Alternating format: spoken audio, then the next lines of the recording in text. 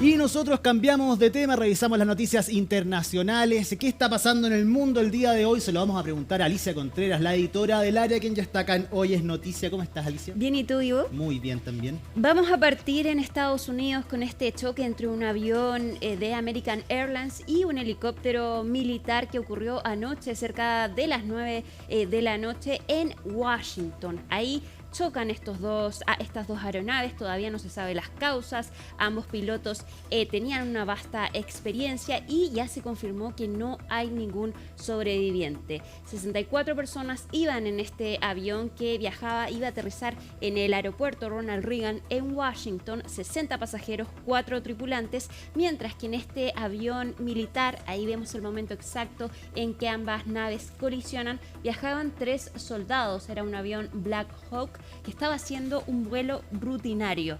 Se sabe entonces que no hay sobrevivientes y hasta ahora, debido a lo helado de este río, las labores de rescate son bastante complejas y solo han podido recuperar 28 cuerpos. Tenemos una gráfica para mostrar el punto exacto donde ambas naves colisionan. Ahí vemos que esto ocurre entonces en la capital de Estados Unidos. En rojo se ve la trayectoria de este avión de American Airlines que viajaba desde Wichita y iba a aterrizar entonces en este aeropuerto Ronald Reagan. Estaba a punto de aterrizar, seguía su trayectoria cuando entonces se encuentra con este Black Hawk que también iba en esta misma trayectoria. Según los testimonios de los testigos, esto fue muy rápido. De hecho, vieron esta luz en el cielo, no entendían lo que estaba pasando. Hubo una persona que dice que vio cómo iba llegando este avión y se da la vuelta, vuelve a ver si es que logra entonces poder ver aterrizar este avión cuando ve estas llamas y no entendía qué estaba pasando. Tenemos el testimonio de uno de ellos quien nos explica qué fue lo que vio ayer en la noche. Initially, I saw the plane and it looked fine, normal. It was right about to head over land, maybe 120 feet above the water. It looked like a fairly, a small end but normal sized passenger jet. And it looked normal. It was level. So I looked back at the road and then I looked back again just to see if I could maybe see it land. And this was 3 seconds later. And at that point it was banked all the way to the right. I would say maybe past the right, past 90 degrees. I could see the underside of it. It was lit up a very bright yellow and there was a stream of sparks underneath it. It looked like a Roman candle if you've ever held one of those on the 4th of July, but it was much, much bigger than that. It was high off the ground. I didn't see anything beyond that. I didn't see any helicopter.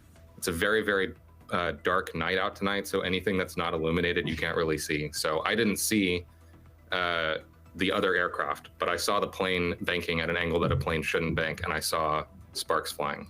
Wow. That drive that so many Washingtonians do, I've driven that many times myself. And those planes, as you said, it's extremely normal to see tons and tons of aircraft landing all the time. So you see this happening, you see the sparks flying. What happened next? What did you do next? So I was turning my head to the left and I was driving, right? So I looked at this for, it couldn't have been more than 2 seconds, and then I needed to look back at the road. And then I looked back again. I wondered if I was gonna see an explosion, a crash into the ground. I was trying to decide if I should call 911. This was all happening very, very quickly. So I wasn't thinking entirely rationally. But I turned back and I didn't see anything. I didn't see the plane hit the ground. I didn't see flames or an explosion or smoke. I didn't see emergency lights. It was so brief what I saw that I actually wondered for a moment if I had hallucinated it in some way. I kept driving, and just a few seconds later, I was too far along to be able to turn my head back and see the airport anymore. So I looped back around. I U-turned on the highway to go back and see if I could see anything. And when I turned back north and drove by the same point, I still didn't see anything. No flames, no crash, no nothing.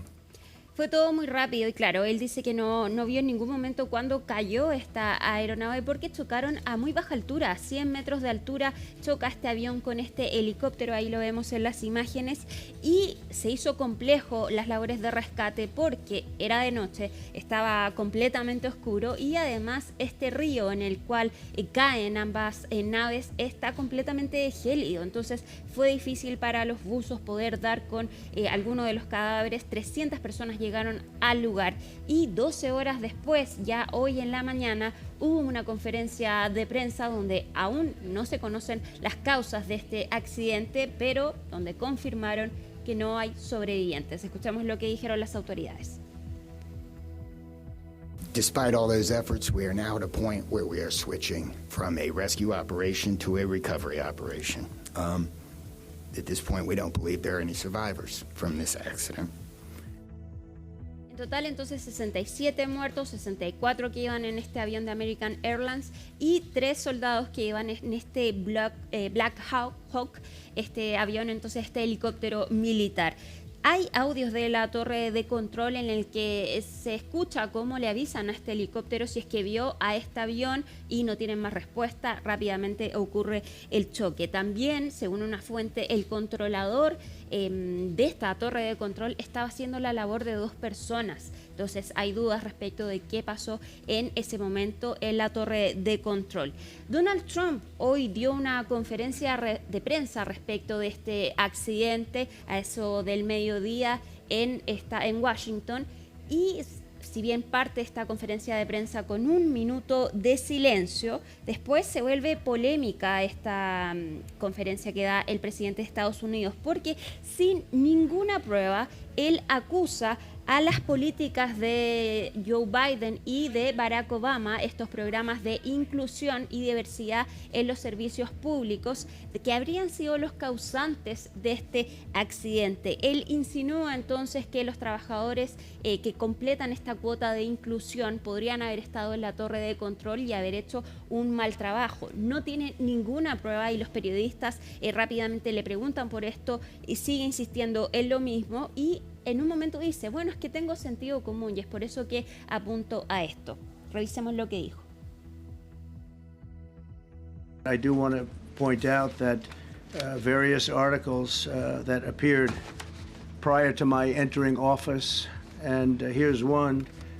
The FAA's diversity push includes focus on hiring people with severe intellectual and psychiatric disabilities.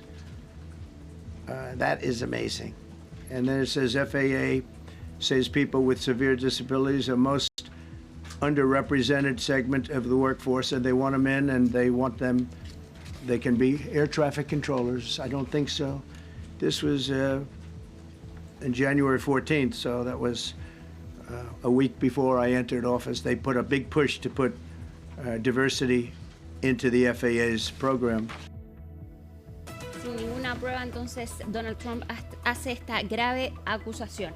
En este vuelo de American Airlines también habían distintas figuras relacionadas al patinaje sobre hielo, porque se estaba realizando un campeonato en Wichita, que es el lugar desde donde venía este avión, y ahí había 2 campeones mundiales rusos de patinaje sobre hielo. Ahí vemos las imágenes que viajaban en este avión junto a su hijo. Ambos se desempeñaban como entrenadores, y es por eso que permanecían entonces en este vuelo. Elizabeth Pérez de CNN Deportes nos cuenta más respecto a los pasajeros de este avión. La colisión en el aire sobre el río Potomac no solo es el desastre de aviación más mortífero en Estados Unidos desde 2001, sino que también ha afectado al deporte. Y es que en el vuelo de American Airlines de este miércoles, operado por PSA Airlines, que viajaba desde Wichita, Kansas a Washington, D.C., entre los 60 pasajeros había atletas a bordo. Varios miembros de la comunidad de patinaje artístico regresando de un campamento de desarrollo en Wichita. El Club de Patinaje de Boston confirmó a 6 víctimas, entre ellas Eugenia Shishkova y Vadim Naumov, campeones del mundo por parejas de 1994. Ellos representaron a Rusia, pero se mudaron a Estados Unidos, donde iniciaron exitosas carreras como entrenadores, junto a esta pareja que además estaba casada. 2 jóvenes patinadores y 2 de sus padres se encuentran entre los muertos. Ellos son la patinadora Gina Han y su madre Jean Han, junto al patinador Spencer Lane y su madre Christine Lane. Luego de conocerse las fatalidades deportivas, ha habido múltiples reacciones de importantes organismos deportivos en el mundo, entre ellos el Comité Olímpico Internacional, que junto a su presidente Thomas Bach dijo a través de un comunicado estar profundamente entristecido por este trágico accidente aéreo ocurrido en Washington, D.C., y que en nombre del COI y personalmente extendía su más sentido pésame a todos los afectados, que entiende incluyen atletas olímpicos, atletas jóvenes y su personal de apoyo. Dijeron en el comunicado: nuestros pensamientos están con todas las víctimas, sus familias y seres queridos durante este momento increíblemente difícil. Por su parte, el presidente de la Unión Internacional de Patinaje dijo a CNN, Jae-Joel Kim, estar desconsolado por esta noticia y con su organismo están en estrecho contacto con el patinaje artístico de Estados Unidos y que ofrecen total apoyo en este momento increíblemente difícil. También los Commanders de Washington de la NFL emitieron un comunicado enviando sus condolencias a familiares y amigos de las víctimas.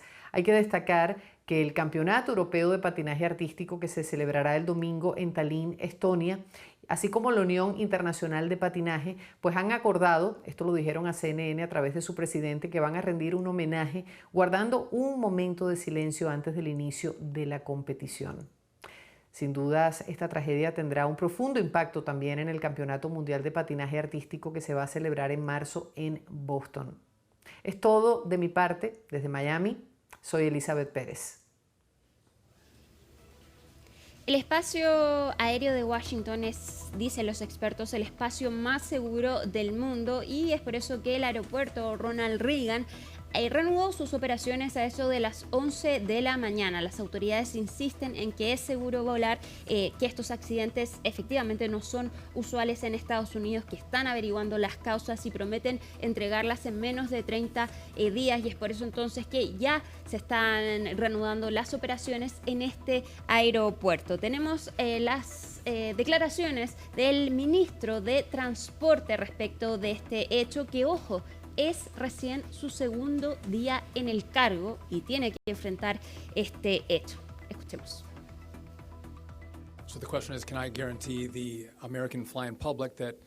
La pregunta es si podemos garantizar a los pasajeros estadounidenses que nuestro país tiene el espacio aéreo más seguro del mundo. La respuesta es absolutamente sí.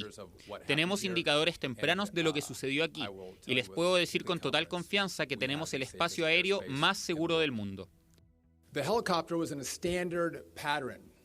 El helicóptero estaba en un patrón estándar. Si vives en el área de DC, verás helicópteros subiendo y bajando por el río. El vuelo de American Airlines estaba en un patrón de vuelo estándar, a punto de aterrizar. Por lo tanto, no es inusual que un avión militar volara por el río y que otro avión intentara aterrizar. Un accidente inusual en Estados Unidos, 67 muertos, se desconocen las causas, ambos naves iban en una trayectoria normal y se desconoce qué es lo que pasó entonces en la torre de control. Cambiamos nosotros de tema y nos vamos ahora a Medio Oriente, porque hoy fueron liberados 8 rehenes por parte de Hamas, esto como parte de esta tregua entre Israel y Hamas. Ahí vemos las imágenes entonces de la reunión de esta soldado de 20 años con sus papás, entonces que fue liberada, fue la primera liberada durante la jornada. Sumó a ella una civil de 29 años. En estas imágenes vemos cómo ella se reúne con las 4 mujeres soldados que fueron liberadas entonces la semana pasada. Ella era la quinta y ahí logran reunirse. Además, se liberó una mujer de 29 años, a un hombre de 80 años y 5 rehenes tailandeses. Después de esta liberación, entonces correspondía a Israel liberar a 110 prisioneros palestinos. Sin embargo, se retrasó esta liberación debido al caos que generó la liberación de una de estas rehenes. José Levi desde Jerusalén nos explica qué fue lo que pasó. Tras 482 días de un cautiverio infernal, 7 de los 8 rehenes liberados ahora vivieron unas últimas horas también infernales, en las cuales se sentían amenazados cuando eran transmitidos por milicias de Hamas y la Yihad Islámica a los vehículos de la Cruz Roja Internacional. Pero había una multitud enardecida en medio que dificultaba ese proceso, también con gritos, también con una presión física que dificultaba el paso. Finalmente pudieron llegar a estos vehículos que los sacaron de Gaza, y todo esto cuando se trataba ahí de 2 israelíes, una tercera israelí fue liberada en otra zona de esta franja de tierra, y también 5 tailandeses que fueron secuestrados con los israelíes hace más de un año, también el 7 de octubre. Y este caos llevó a que el primer ministro israelí Benjamin Netanyahu decidiera retrasar la liberación de más de un centenar de prisioneros palestinos, algunos de ellos acusados de crímenes de sangre, más de 30 condenados a cadena perpetua. Todo esto hasta que recibió garantías de los mediadores de que ese caos no se repetirá en el futuro. José Levi, CNN, Jerusalén. Un caos entonces en la liberación de esta mujer israelí, y es por eso que se atrasó la liberación de los prisioneros palestinos. El primer ministro de Israel, Benjamin Netanyahu, aseguró que no van a aceptar cualquier tipo de maltrato a los rehenes israelíes que siguen en manos de Hamás. Escuchemos lo que dijo. Esta liberación se ha logrado, en primer lugar, gracias a nuestros heroicos soldados y también gracias a la firmeza y determinación que hemos mantenido durante las negociaciones. No aceptaremos que se violen los acuerdos. Durante la liberación de nuestros rehenes hoy, todos hemos visto escenas impactantes. Hemos dejado claro a los mediadores que no tenemos intención de aceptar ningún riesgo para nuestros rehenes. Y añadiré, quien se atreva a hacer daño a nuestros rehenes pagará el precio. Pese a esta amenaza, entonces, finalmente fueron liberados los prisioneros palestinos. 110 prisioneros palestinos salieron de las cárceles israelíes. Ahí vemos en las imágenes cómo llegan a Han Yunis en Gaza, celebran su llegada a los familiares, y a esto se suma entonces el próximo sábado, cuando se liberará a 3 rehenes más como parte de este acuerdo entre Israel y Hamás, y ya la próxima semana deberían comenzar las negociaciones para la segunda fase de este acuerdo, Ivo.